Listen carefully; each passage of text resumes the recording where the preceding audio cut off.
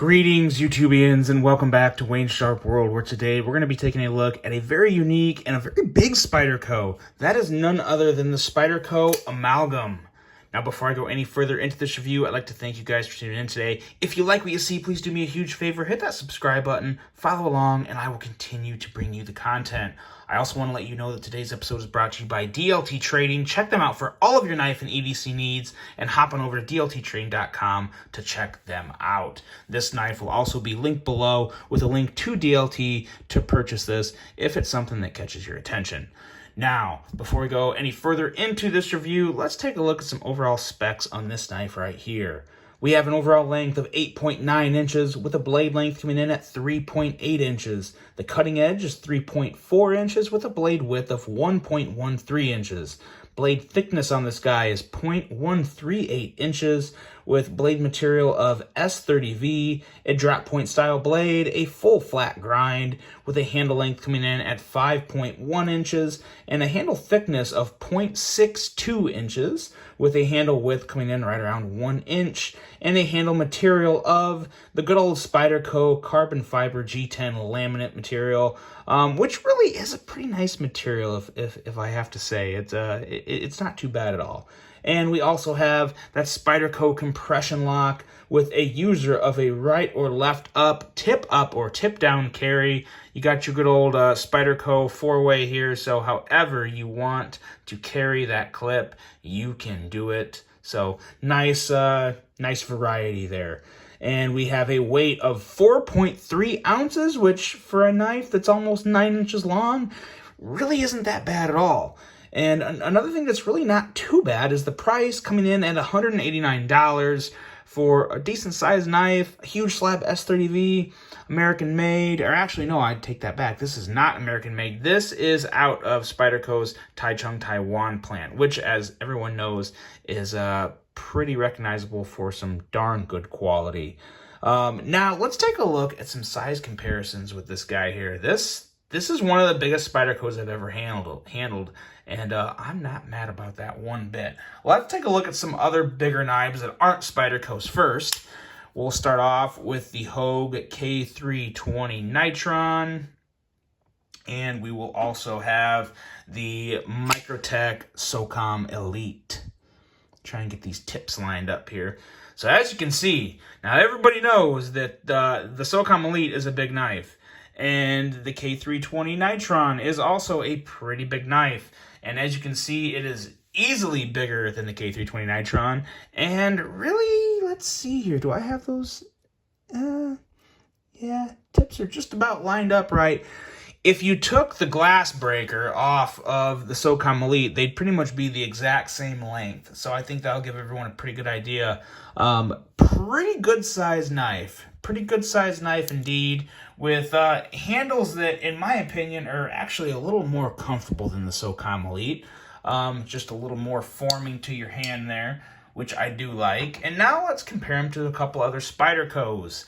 We have the Spyderco Shaman. I'm sure you guys knew this one was, there's no way this was not going to, and look at that. Look at that. Look at how the Shaman compares to this guy. So yeah, big knife. Here we have the PM2, and that's a little closer. The PM2 and the Amalgam are actually pretty similar in size.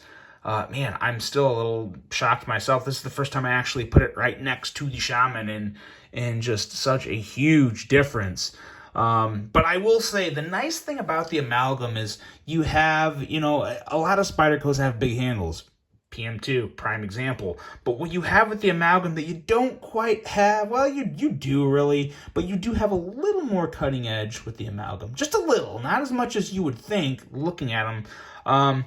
But you do have just a little more bit of sharpness to play with on that Amalgam blade. So now let's get into just this Amalgam, and let's go into some depth about it, because this is a Spyderco that doesn't get a whole lot of talk anymore. It's been around for a little while, and there's a few things that can make it better, but overall, it's a pretty solid offering, I gotta say. We'll start with the blade. We have a very simple drop point blade, but it is just made to work and work good with such a thick stock and a nice beefy tip. I know S30V isn't the strongest steel in the world, but when you have this thick of a slab of it, it can do some pretty darn good work. And then when you need to sharpen it back up, it'll sharpen up pretty easily and to a razor's edge. Also, one of the best factory edges I've ever experienced on a Spyderco.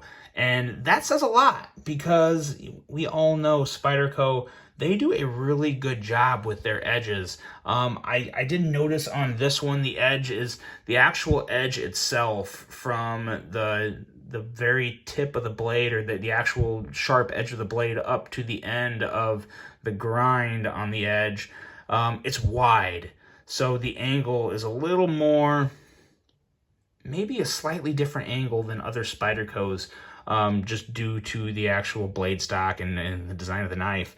But it is a very nice edge, razor sharp and ready to go to work. Now you also have some really good jimping up here on the spine and a very nice finger choil. So when you hold this in hand, you get these two really work in just a very good relationship with each other, and feels great in this part of your hand when you got it here. You're putting pressure with your thumb on the jimping, you're pulling it into your hand with your index finger, and you have a lot of control over this blade. And you need it when you have such a big blade. You got to make sure you have some confidence, and the blade's not going to make you work harder than you need to. So very, very well done job in this area, as well as the Spidey hole. I can't think, every time I review a Spyderco, I try and think of a Spyderco knife where I didn't like the Spidey hole, and I really can't think of one. They're big enough, they're the perfect shape, the edges are usually knocked down enough. The Taichung plant, sometimes they don't knock them down enough, and they're a little too harsh. This one actually feels really good, so no issue there with that. Overall, just a very solid blade. You have a flipper tab here that is a little different for Spydercos. You don't have a lot of Spydercos with flipper tabs. As for the flipper itself, in terms of design and feel, it's pretty good, but there is some issues for this that make a pretty big deal. We're going to talk more about that when we get to the action portion of this review. Now, going into the handle and ergos. The ergos are pretty good. They're definitely above average, but there's one little issue. When you're choking up with the knife, so when you're holding the knife in kind of just your regular standard grip here, it feels great. No real issue whatsoever. My index finger is angled down enough to where the flipper tab is not an issue. It's not poking down or pushing down on my hand too much or being a hot spot. But when you choke up, your middle finger being longer, at least for me anyway, my middle knuckle is kind of like a contact point for this flipper tab. And I have this same issue with Hinderer knives, with an XM18. That flipper tab, when the blade's open, it curves down too much, and it doesn't feel comfortable. My hand feels like it's not in it's not in the best place it could be, but I can't do anything about it because that flipper tab is curved down. It's not letting my hand move up anymore. So that doesn't feel great, but it's also not something that's like a deal breaker, but I don't really like it, you know?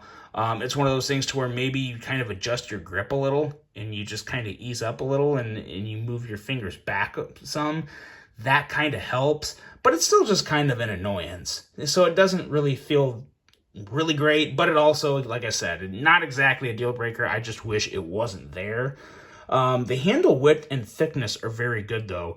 And when I read off the handle thickness of 0.62 inches, it doesn't feel like that. It looks thinner than that, but the calipers don't lie, but it's because of the width. The width spreads the handle out, so you don't quite notice it being that thick, but it just fills the hand very well. So in terms of ergonomics, when it comes to just the actual handle length and width, it's really good. And it's a knife that I think would be good for even like XX or extra large hands. I mean, I definitely don't consider my hands that big. They're probably they're in the large size. But for someone with real big meat paws, this may be a good option for you, especially in just this regular grip here. There's a lot of room to grip this knife. So I do like that. That's always a plus because for people with smaller hands, they can usually work with a bigger knife, but people with bigger hands can really struggle to work with smaller knives. So it's kind of a, it's a back and forth type scenario, but I always prefer a bigger knife as compared to a knife that is too small.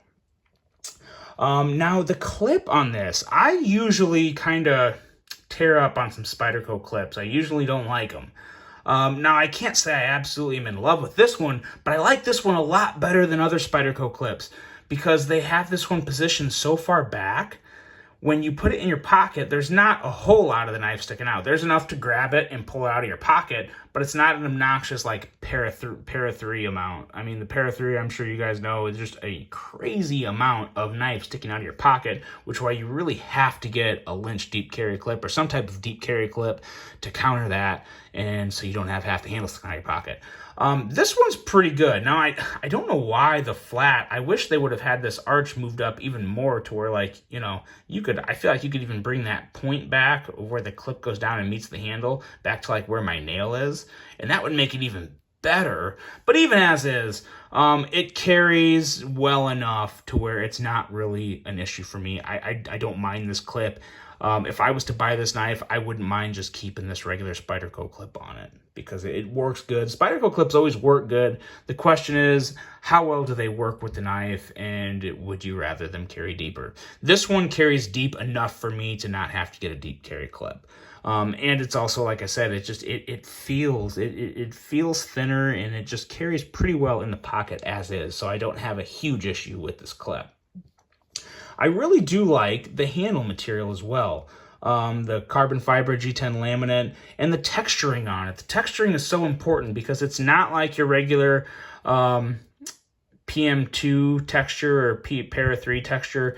It's very subtle. It's very subtle, but it's enough. It's not going to tear up your jeans by any means. And that rhymed. And it just feels good on your hand. It's not going to be too abrasive by any stretch of the imagination. But when you're holding it in hand and you're tight in that grip, you get that purchase, and you get if I'm just holding it like this, my thumb, it has a bit of bite and tackiness to that handle, and I like that a lot. It works really well. It looks good, and it really lightens the handle. This is a lot better than if it was any type of metal or anything like that. So pretty nice handle overall. Not really a whole lot of issues. Going into the action is where we're going to talk about this flipper tab, and that's where we have issues. As you just saw, I kind of moved my finger away real quick as I was closing the blade, and you have to do that. But before we get into that, let's talk about what is really good with this knife, and that's the Spidey hole right here, because it works great as a thumb flipper, and I knew I was going to freaking do that. Kick it out really good with the thumb, and of course you can middle finger flick it really well. This knife is a great knife to middle finger flick. Flicks with the middle finger pretty much like butter. And when you actually have it in a regular position and you don't have it faced up under a camera, you can usually thumb flick it out really easily as well. But this is where you get your issue. You go to close the compression lock right there. At that point, the flipper tab, it comes up and it completely hogs over the compression lock, which is where your finger should be. And that's what makes the operation of this knife not quite as pleasant. Now, there's a couple things you can do to combat that. One thing, which is the cheapest route, is to figure out how to close it and move your finger away to close the blade with having it close the whole way without it kicking out like it just did, kind of ending like that or whatnot. The detent's pretty good on this too. Pretty solid detent on this. But when you go to close it, you have to just like that. You just got to take your finger off of the compression lock as the blade is coming down, and it closes. And you can get it down to where it's pretty easy. You just have to, it's one of those things that it's kind of hard to do and talk at the same time. You have to just know what you're doing. But it's really not, it's not horrible, but it is, at the end of the day, it's kind of annoying because the problem is no other Spyderco has this issue. So you could, in theory, go get any other Spyderco and not have this issue, really. That's a very, very slight minor issue with the Shaman, but it's nothing close. I mean, you don't have to fully take your finger off. You just kind of feel the stock come down and touch your finger as you close the knife. This one, you have to completely move your finger, take it off the compression lock to close the blade. Some people like a challenge. Some people would think this would be fun to get it down and be real good with it. It's kind of impressive if you can regularly do it, and I just did it 3 times in a row, so I'm going to stop there and while I'm ahead. But that's the first option, is to just get it timed out to where you can move your finger off the compression lock, and then you're good to go. The other option, which is probably what I would prefer, would to just be delete this flipper. Grind it off. Just grind the flipper off. Because the action with the Spidey hole is so good, I don't think you really have to have a flipper. Now, I will say this. The flipper action itself, really good. It's really good. It's not the best flipping action ever, but it's plenty good enough to where if it wasn't an issue when you were closing the blade, I'd never cut it off because it is good. There is one other issue, though, with this flipper, and when you go to deploy the flipper, you cannot push button it because this whole mashed up area with the compression lock, and just if you go to push button it, it works just fine, but that doesn't feel good. You come down right on this area here of the compression lock. The knife still locks up just fine. Very solid lockup with this compression lock, but it just doesn't feel good. It really doesn't feel good. It's a horrible place for your finger to land, so you just don't want to do that. But if you light switch it, and when I mean light switch it, I mean don't pull your finger down along it, just light switch it away, it works really good. That's not even, and I'm surprised it worked that well, because that's not exactly a powerful flip, but it really kicks the blade out, and the blade, it operates very smoothly, very smoothly. It's kind of a tough knife to review, because there's a lot of things about this knife that I really do like, but this jumbled up mess up here with the flipper tab and the compression lock area, you know, it's one of those things to where I really want to just chew Spyderco apart for letting something like this actually go to production, but it's really not that bad. It's really tough. It's probably why a lot of people don't review it, because you want to say they really messed up with this and that, but then at the same time, it still has really good action, an excellent blade. Ultimately, it really is a great knife. It really is. It just has that one issue. So in my overall thoughts and, what I think of this knife, if you're okay with dealing with this issue, I would recommend it, because it is a fantastic blade. It really is a fantastic blade that's ready to go to work, and one of the very few blades in the Spyderco lineup that rivals the Shaman. It really does give the Shaman a run for its money, so that alone, I would say it's worth considering. And then as long as you don't mind figuring this out to get the blade deployed without the flipper getting in your way, or you grind that flipper tab off and you just middle finger flick it all day, that would probably, like I said, that would probably be, if I had to do one of the two, that's what I would do, is just delete the flipper and maybe even delete a little of that handle up there. But if you delete the flipper tab, you also have to make sure you don't delete too much of it, because you have to leave just enough for it to catch the stop pin. So that would take a little more closer look in terms of how much you just want to delete. But you can definitely delete all of it to where you couldn't see it, to where it basically be invisible if closed like this, and then it would really look pretty darn good. So ultimately, tough review. Really, really good knife. One that if you're okay with its little quirk with that flipper tab, I would recommend it, because it's not a horrible price. It's good quality. A lot of good things about it, but yeah, you just got to be okay with that flipper tab. I would love, love, love, love to see Spyderco do a re-engineered version of this without the flipper tab. Maybe change a little of this area up here, bring it back a little, and just make it a regular Spyderco, just a thumb deployment with the Spidey hole, or a middle finger flicker with obviously the spider hole. This knife has a lot of potential, and I'm really surprised that they haven't made a second version of it yet. But regardless, as is, even with its funny quirks, it is one that I'd recommend if you're okay taking on the challenge of getting down that flipper tab. So there you go, guys. That is the Spyderco Amalgam.